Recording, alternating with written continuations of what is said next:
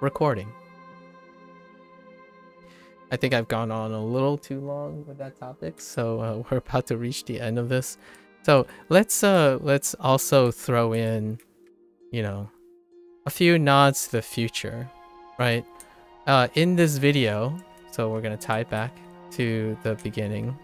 The inspiration of this video, this person talked loosely about what's the future to come, right? They want to start a new journey in their life. And that is future seeking. And future seeking can be very daunting. So oftentimes when you think about the future, you could lose handle of the present, right? So the present time, if you think too far into the future, sometimes you get lost in living out your life while constantly battling and mitigating nihilism of the future. Like, oh yeah, you know, we're with a grain of salt, like, you know, eventually mortality is going to get us. What is the meaning of all of that if we can't do that? It still ties into record keeping and legacy building. The future self might be a different you, and that can be a very big fear. So naturally, you want to do what works currently and keep things great. Like, if things are working now, might as well try to keep it working, right? Fair enough? If that is sustainable. Now, this person decided after they did make the concession, like, oh yeah, you know, he agrees and concedes, like, yeah, I should be lucky, I could keep doing this, it's a dream job, but I want to do something different. I want to switch it up. And that's what futures are. It relates, and it's a segue to the whole idea of recording for posterity and legacy in order to make way and room for the future. Things that are different that could end up substituting or even displacing what your past is.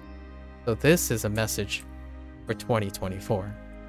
This guy had decided after 10 years, very, you know, there are a lot of things, he recorded enough experiences, found closure, and now he wants to start a new journey, a new chapter in his life.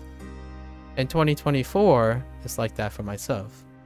But not in the sense of departing away from something like cold turkey. I'm not a person that went out to strive to find meaning. I already have meaning in my life. Just as a relative, this guy is 40, so he's 4 years older than I am. His background is really different from mine. So my closure and understanding of these things that he's going through came a lot earlier in life. And I'm just repeating it now in a way that is cultivated to be more appropriate for myself, right? So he talked about, he just kind of hinted at changing times. That's wonderful. I hope he has the best, wonderful next chapter of his life. Who knows? He might become a multi-billion-dollar CEO or something. We don't know. It'll be interesting if I ever cross paths with seeing what happens, what becomes of that person. But yeah, they ended the chapter and seeking a new one. So they've came to the conclusion that even through their 10-year tenure of making bigger and better things every time, you know, bigger and better, constantly, and then starving off burnout and all that stuff. This is like post, like pre-2024 stuff, right? So what's the new chapter? Different and more interesting can also be better. Bigger, more efforts, wilder, you know, all that bigger is also can be better, right? For sure. When you iterate, refine, and stuff. But different and interesting can also be better. You can have both. And this leads into what most people are doing now at an earlier age. So I do have some reservations about how young is too young, how inexperienced, I wouldn't say young as in biologically, I really mean inexperienced. What is the lower limit of experience in order to immediately begin legacy building, right?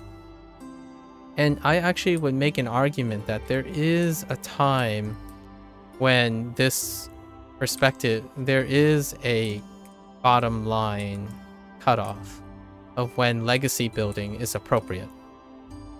When one is too inexperienced to understand and develop legacy, that is a time when one would want to encourage someone like that to just do, right?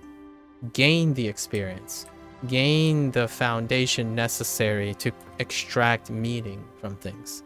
So the stuff that I'm talking about now is after that period, after you have found sufficient meaning.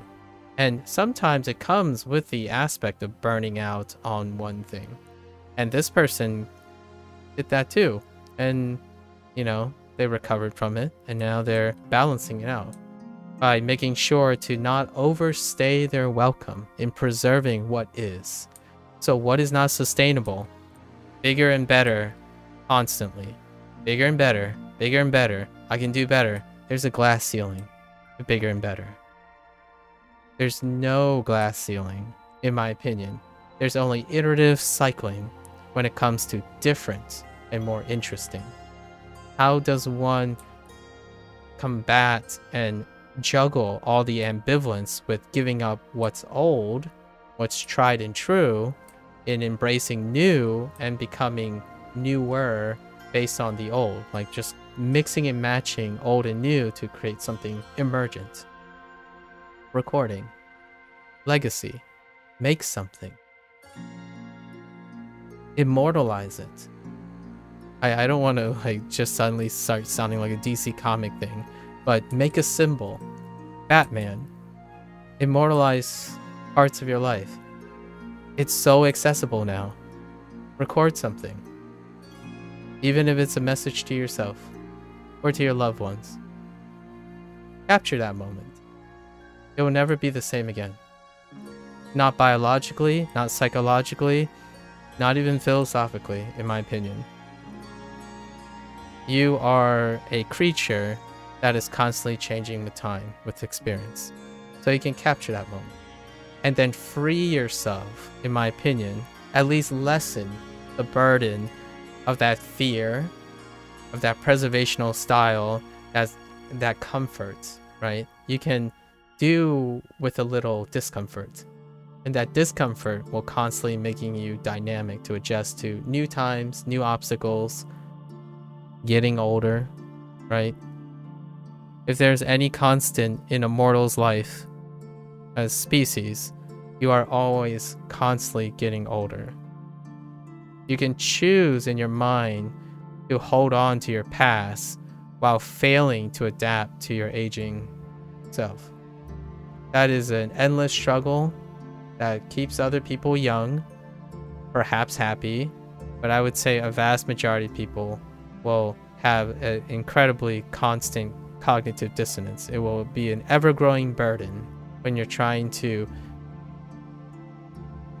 find ways to mitigate reality, as opposed to synergistically taking advantage. When you're growing older, there are a lot of other things you can do.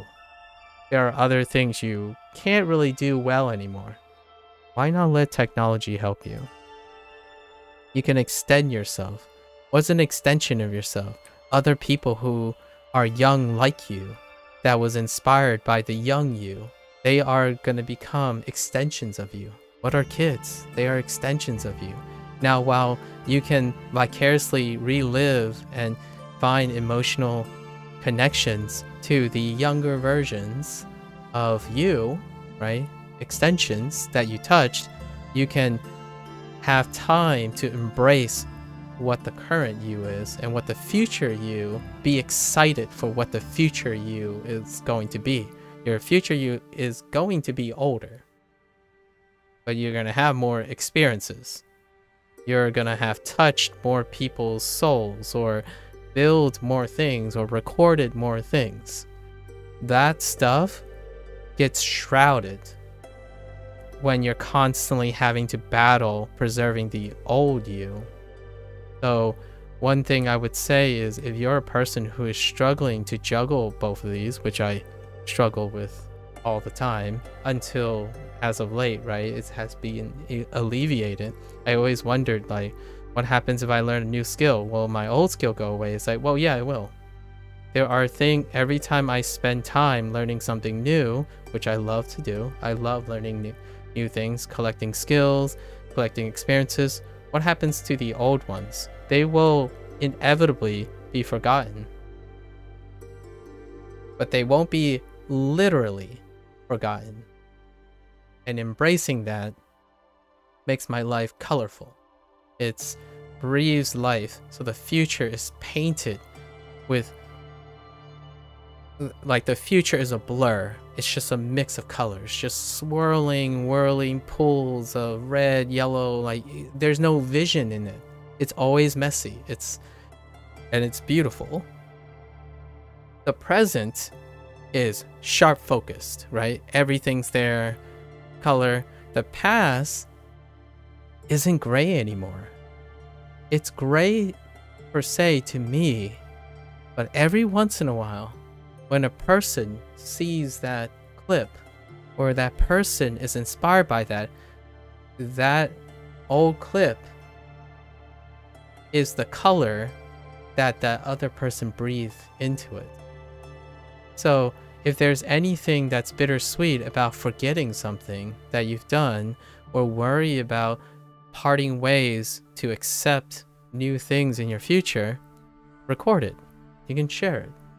It will breathe more life into it. It will bring life to it. And one day, maybe 5 years down the line, I'll look at some of these videos and I realized I'm breathing color back into it, because I forgot that was me back then. It's the most literal form of reflection, right? You're seeing a stranger in a frame that kind of looks like you, but certainly doesn't sound like you anymore. On top of everything else, on top of the art, like if you were recording yourself making a piece of art and recording a piece of art or writing a piece of art, that is art on top of recording. That just compounds. You will be able to capture a lot of that and still be able to look forward to 2024.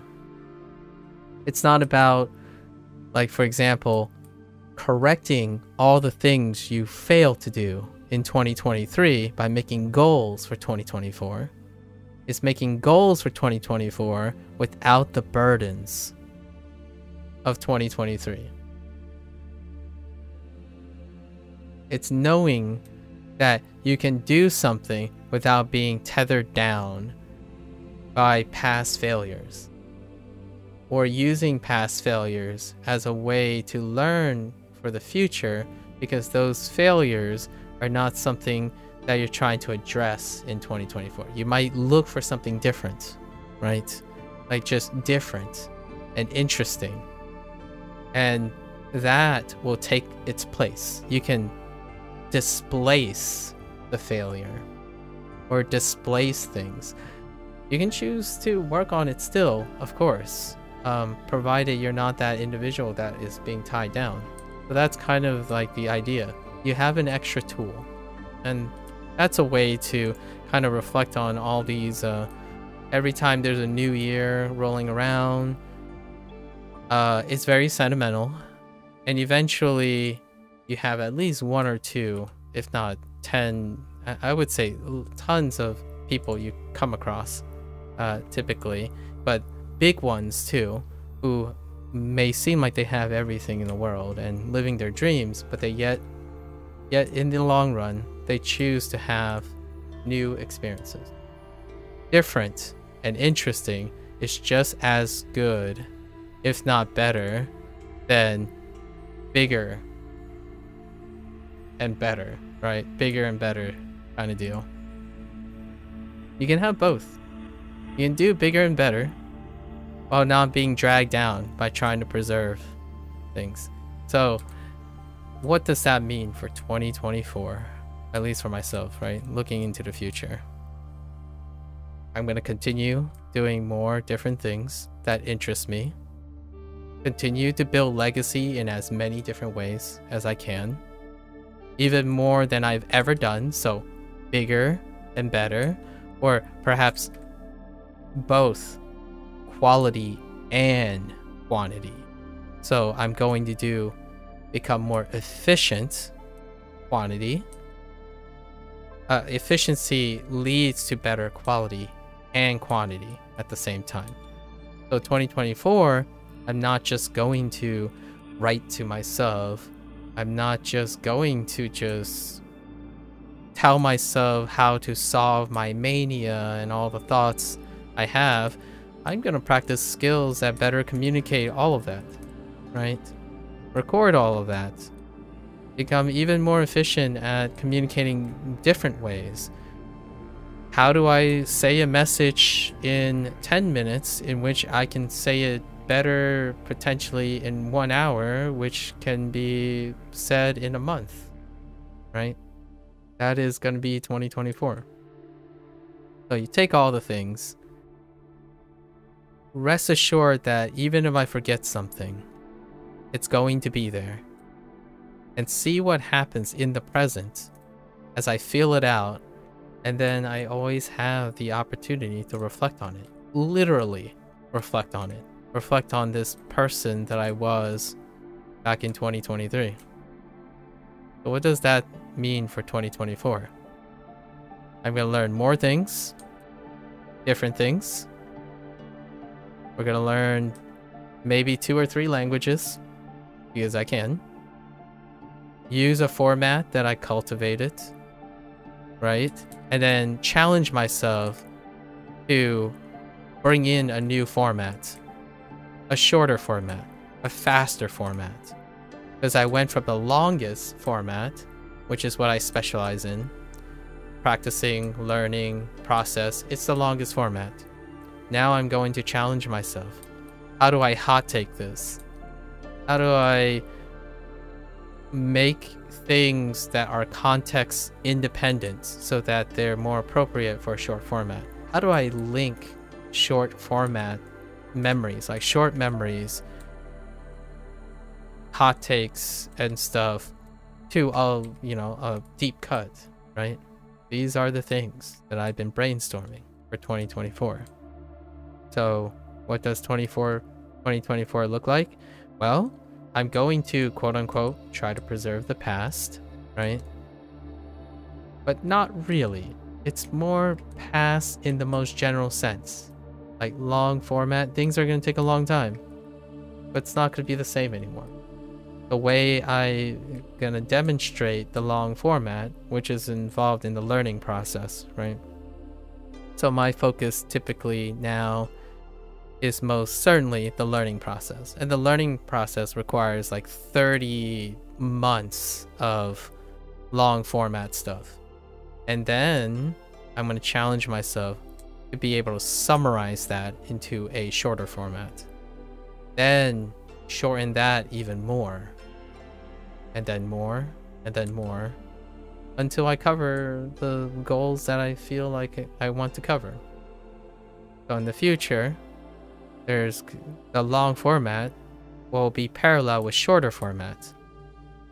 And how this works is if you can do things slow, methodically, and extend it, you can also consolidate. What does that sound like? That sounds like your memory. How you go about learning things. How you go about remembering things.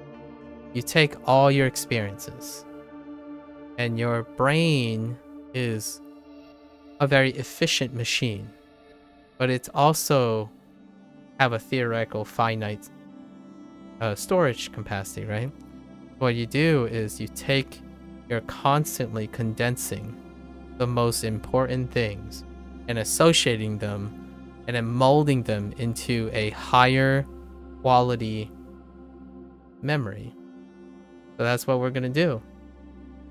I've spent over 5 years cultivating the foundations, which is every moment, the most inclusive, comprehensive capture of the moment.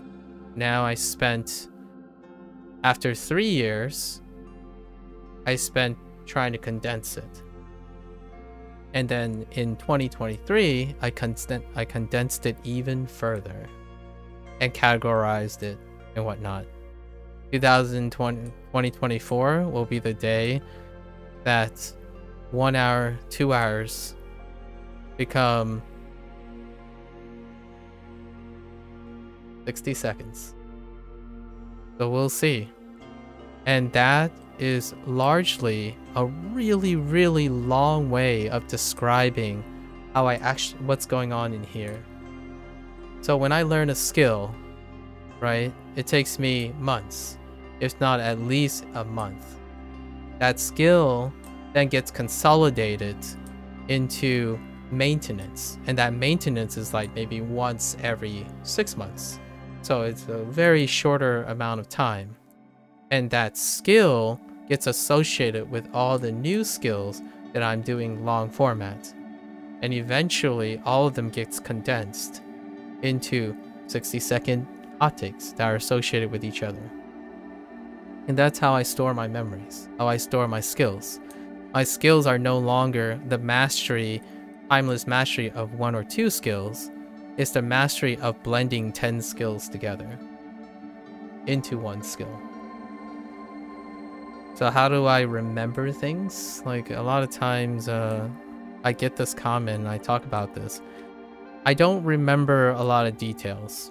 I'm not a specialist. I don't remember the nuances and the details things. I rely on technology, on recording technology, writing, all those stuff that remind me of the details. What I do have is all the connections that they make. So that to hold on to that feeling of forgetting things and a skill and stuff, I need to at least preserve the foundations, how I know they're related. So the best way to do that, in my opinion, for myself anyways, is to associate them in my mind. So if I suddenly talk about underwater basket weaving, it might remind me of what I said today in this video. When I learn a language next month, in February, I will know that it's tied to my memory and reflections in 2023 about posterity and legacy building, which then is connected to many other little ties that go back 5 years, right? And if I forget them, that's fine. That's okay. There are going to be details and things and links that will be remolded. So the idea is, if you've forgotten something, you displaced it with something that's more important. So one could say, you have to ask yourself, right? It's not always good, right? It's good and bad depending on the person. What you have to ask yourself is, the thing you have forgotten, what do you know now? Because generally speaking, the thing you know now was not associated with what you have forgotten. So that thing displaces whatever you have forgotten, because that's how you make room for it. You can choose at the time you remember something to try to associate it with something you don't want to forget, and those things become tied together. And that's kind of how you visualize how the brain works right now, at least what we understand, how connections are made.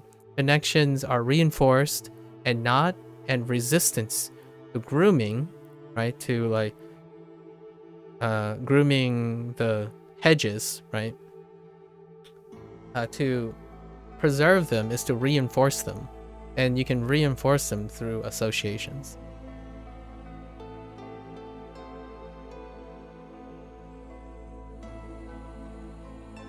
Yeah.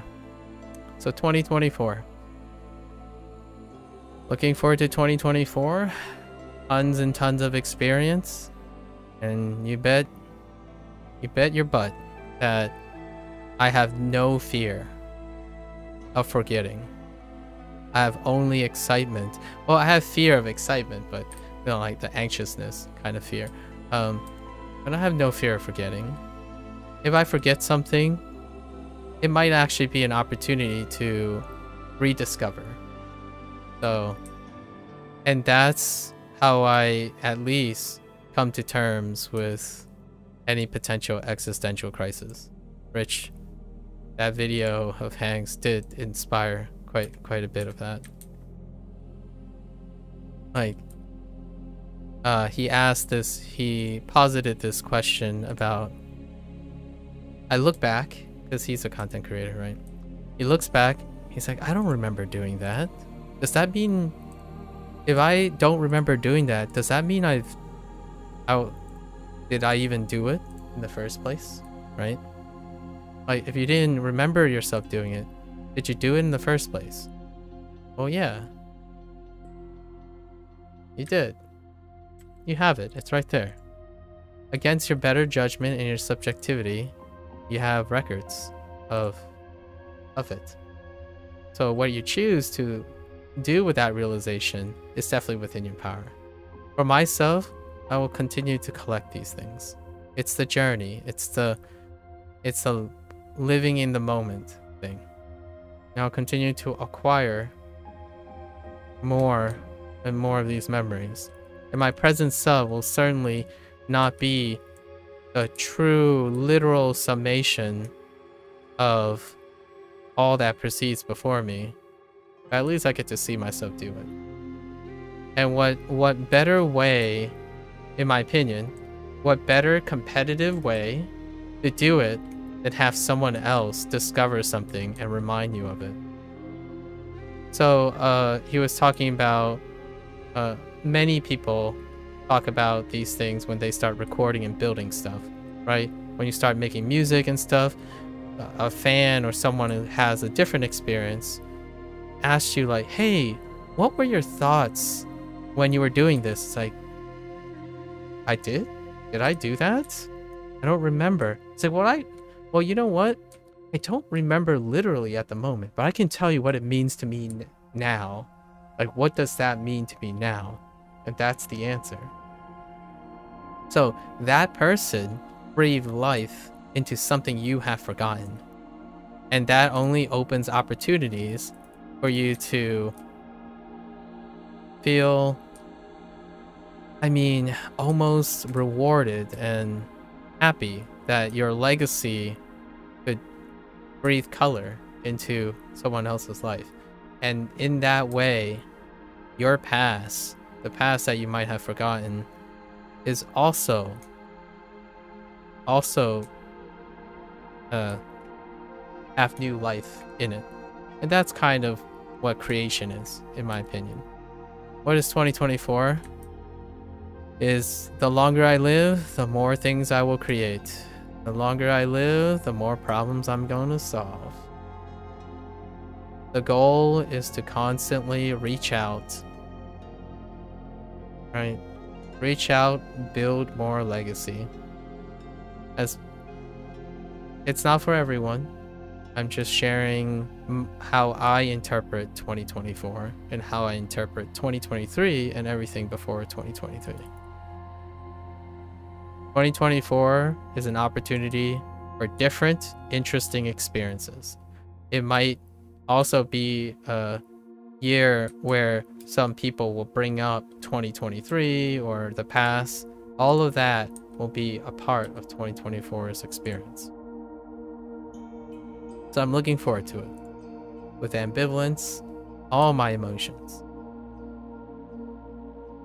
And that's kind of the maybe a positive message I kind of want to leave as the main closer.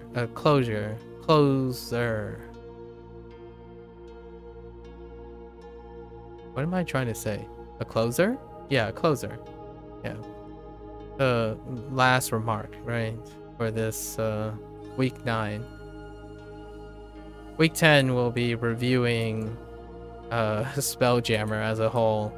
So that'll be a little bit, the last week will be a little bit of a different feel, right? It'll be business as usual,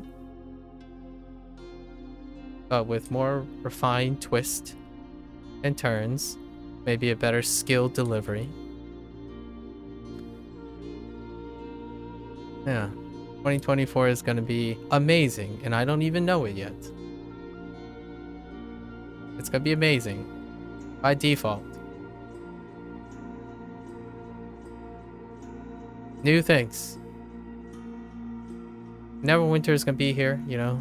I don't think it's going anywhere per se. D&D is doing well. 2024 doesn't seem like the Western fantasy trend will subside anytime soon, right? So 2024, live it up, Western fantasy fans. No predictions, obviously. I'm trying to stray as far away from predictions as I can. It's not my thing to live in the future. It's more to live in the present and be excited for the future. What I can do is do the plan the things that I know I can commit to, things that are within my control. And that is more video games and learning more things that aren't necessary video games. 2024 is the year that I'm gonna try my darndest. So this is my vision for the channel, right? My legacy building that is for my personal reasons, because I kind of want to know how I'm gonna think in the future. Like, I'm looking forward to going back to these videos and seeing what I was saying and what I was doing during this time in the future. Because if I do this and focus on all of these, it's going to be different by the time I get back to this video. So right now, my focus is to transfer all my learning skills to different contexts, to an even more relatable context, actually. And that's learning a language.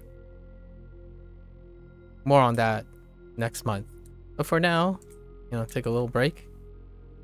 Go back to some fundamentals, enjoy other games, especially quote-unquote indie games. More on that in a little bit, actually. Right after this Neverwinter thing, I will be talking about quote-unquote the indie game scene, but this time there's a little bit of a wrinkle, and it made me digress a lot. So it's going to be an interesting discussion in a few moments here that we're wrapping this up. Oh wait, I'm looking for pearls. Do the stuff, you know, start off the year with a bang. Do some good old throwbacks to 2023 with a spin, of course. Never doing the same thing. It's never the same. No matter how many times you do it, it's never the same. So why fight against that when you can embrace it?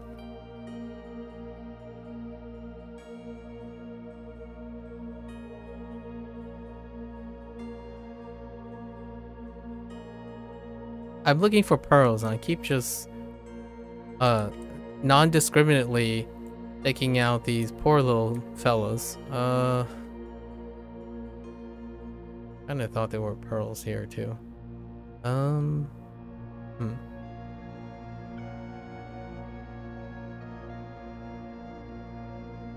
Sometimes when I'm going on digressions, my hand just goes on autopilot. Yeah, cryptic, I think I would love to see something dramatic, obviously. Like, I don't know, a combat overhaul or something like that. Minor opinion, obviously. I explained already my motivations. But generally speaking, these sections aren't the grinding parts sections are more meditative segments where I brainstorm and talk about things that I'm going to do or different types of content and whatnot. Rarely is it about how they're innovating or refining. That's usually involving playing new things and doing new things.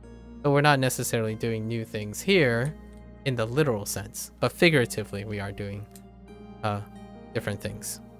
Neverwinter, as I have mentioned before, it's a meditative tool. Live service games are a meditative tool for me to brainstorm, practice. Like, I wasn't exactly incredibly well spoken on these segments because these segments are a way to just talk to myself, formulate some ideas,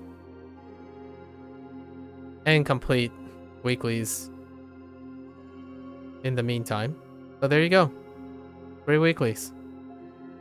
It goes without saying, this is a resounding... I'm actually going to give this week a 4. Because this is even below the last 3 modules. Like, in terms of just objective writing or change, there was legitimately a boon, at least I think. Perhaps I'll notice something else, but I imagine it's the boon after this was the milestone for 6. I would be floored if there was something written or something else in the next milestone, but I reckon it's just gonna be one of these things.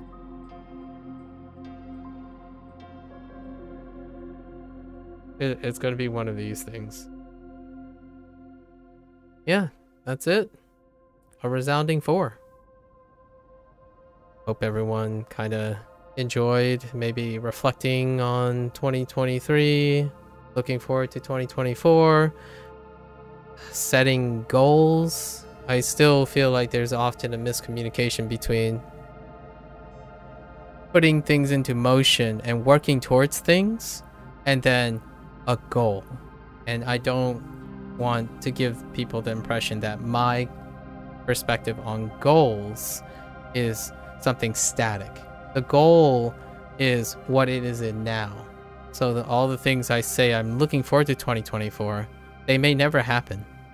There's a chance most of the stuff that I say now will be different by the end of 2024. That is what it's like, in my opinion, to be someone in my head. I set goals from what I understand in the present.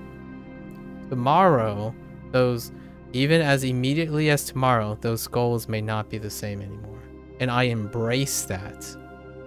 I don't use it as a point of failure. The moment I, personally, find that I fix my goals and then give myself an ultimatum, like, if I don't achieve the goal, I'm a failure, or I failed that thing, and then you have to like reconcile how to get that again, that's chaining myself. It's caging myself. You can cage yourself. There is appropriateness for that. You have a job. Maybe the job has some objective metrics, right? Some objective metrics that you must hit. Then those are definitely defined goals. However, if you're defining goals for yourself as a lifestyle choice, my last encouragement, or like to wrap up the first day of 2024 for this, is that the goals you set for yourself comes with a mindset that they must be flexible enough and dynamic enough to adjust as you're going. Otherwise, you are living in the future, and that future might actually be tied to your past failures like your past stuff, and you lose sight of the present. There are definitely objective metric things that one can do while also balancing self-motivating and possibly unattainable goals that keep one motivated. Those goals are the ones I'm talking about for 2024. It's a moving goal. I could achieve whatever I just said tomorrow, and that doesn't excuse me from pushing the goalposts further back. So if there are pros, you can look at it as a positive and negative way. For example, if you never get that goal and it's the end of 2024, you failed. Or you achieve that goal early and you become complacent and don't set new goals. That's how it's like to view goals as a static thing. That is great and very appropriate if you literally have a static goal in mind. Your lifestyle, you as a person, you're not static. So those related goals, like your life goals and stuff, they're constantly changing. So, you know, cue the memes. Let's end with this. Cue the memes about New Year's resolutions, right? I personally think the reason why it's become a meme that resolutions are made to be broken immediately is because resolutions have the same oriented mindset as like a job goal, a project goal, a thing that is objectively measured, like how much money you're going to make, what's your average cholesterol level at the end of the year, what's your weight. These are objective goals. They are measured. Your lifestyle goals, the things that preserve your creativity, your motivations, your sustainable life, like eating better, right? Eating better. If that is a goal, not being 150 pounds or whatever the equivalent in kilograms are, right? 150 pounds by the end of the year, that is a static goal. You can actually measure that. That's fine. It's appropriate. You're going to fail or succeed there. Eating healthy, that concept of that resolution, which was inspired by a tiny conversation I had with someone, eating healthy is a dynamic goal. It's warped and conditioned by what constitutes as healthy, right? So when you imagine that and you're thinking, how do I measure that? Well, it's going to change over time. So what you can accept is that if you eat healthier now, you may never feel like you have eaten healthy. That goalpost is being pushed. So as opposed to someone who says, oh yeah, you know, I failed because it just didn't feel like it. Like, well, yeah, when you have a life goal, like a thing that keeps moving, right? You never achieve it. Those are the most powerful, in my opinion, the most powerful sources of self-motivation. What is a goal like that? 2024, I will be a better version of myself. You can never achieve that to satisfaction. It's a moving goalpost. And instead of feeling like you could achieve it, accept that you can't achieve it. Because inherently, the human condition is that when you phrase it in that way, or you think of it in that way, you're constantly striving for it. I'll be the best version of myself is not the same as being a better version of myself. Because when you think of a best version of yourself, you're looking at an end goal. It's static. You have a picture of what best is. So when you cross that best, you may stop trying anymore. You may also be complacent and say, well, at least I tried my best. Like, that's fair. It's very appropriate. You can get through life and like Be a great person like that. But why not do both? Like, for me, my challenge here is, why not do both? Just keep being a better version of yourself. Don't worry about what the best version of yourself is, or what you can do to the best of your ability. Just keep doing something better. It might be a slightly better, a lot better. The idea is it's unattainable. And the idea is knowing that it's unattainable. Sometimes that can be very healthy.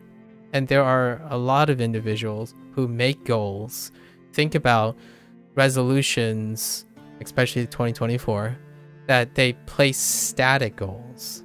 And those static goals often become a source of negative reinforcement. However, they work out because they're static goals, like appropriately static goals.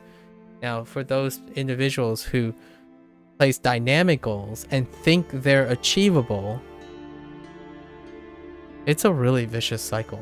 I would say it doesn't apply to more than 50% of the population. If I would say conservatively, it's a significant number of people, maybe like 3 out of 10 people. I'm gonna say like 30% conservatively. When they think of New Year's resolutions or they think of 2024, they immediately establish a dynamic goal and fail it right away, or immediately feel like they failed already, not understanding, in my opinion, not truly understanding that the way they're thinking about that goal, they can't ever achieve it in the first place. So every single time they think about, are they getting closer to that goal? You can't get closer to that goal. It's moving. So if you do something better one day, you can still be better. That goalpost is constantly in the same distance. You're chasing after something that moves beyond you. So when someone establishes a goal like that and they say, well, you know, I already screwed up. Like, I can't, like, I already did something. Like, well, ask yourself, can you even measure what that means? Because if you can't, you might not be chasing something that's making you feel good. So each year, what happens, right? We're talking about the 30% here, maybe a little bit more. Hey, I am going to be more positive this year. Immediately the next day, you woke up and you hate Mondays and you failed your goal. It's over time, right? You're being more positive over time. It includes being negative every once in a while and being positive every once in a while. And then when you become really positive, it still feels like you can be more positive. So it just keeps moving. If you're a person that can thrive on that and come to the acceptance that's very positive, that's great. Or I would say a bigger majority of people, maybe like 50% plus, like the other 70%, they typically, they're okay with dynamic goals because they're acceptance of the reality that if you don't set precise goals, it can be unattainable. That's fair. But those are the more common dialogue is you set a goal and you come up with all the coping mechanisms and all the different types of things to get closer to that goal. So very proactive people. Like, I want to record 100 videos in 2024. Here are all the exact pragmatic things that would at least get me to 100 videos. I want to record 1 video every week. That kind of thing. That's usually the standard dialogue. Those are static goals. And those people are really wonderful and they can last for a while until they fail consistently. So the moment they continue to fail consistently, they will continue to disappoint themselves. Or they cap themselves. As in, okay, well, I reached 100. I guess I'll just chill for the rest of the year. You know, chill for the rest of the year. Those are trade-offs, right? You have consistencies with static goals if you're proactive in achieving them. If you're not proactive, you're in a vicious cycle with yourself, and you need moving goals. Moving goals are more flexible for people who are struggling in achieving static goals. So more like short-term goals along the way is a great way of visualizing moving goals, right? You get someone's like, oh yeah, it's nice to focus on the main goal. However, you need shorter goals so that it mimics a static goal kind of thing. It moves the goalposts so that you don't see you get distracted from the long static goals, right? These are all the give and takes between what is working and what isn't. So my emphasis here is focusing on the compromises, but usually the boon for having a more dynamic goal. That's my lifeblood. Now, there are plenty of static goals everywhere, but to me, the one that endlessly pays out in the end is being okay with never achieving a goal that you set yourself out for, because you know that goal is only pushing you towards new things. So what's the goal for 2024? Let's summarize most of that. Different, interesting things. Different, interesting things. What's a static goal? Record a bunch of videos, right? Make short form videos, like 10 of them or 20 of them or something. It's all built under the umbrella of it. So ask yourself, as a closing remark for 2024, where are you in this mindset, right? Definitely feel free to comment, share, and discuss your balance of how you reflect on the past, how you live in the present, and plan for the future.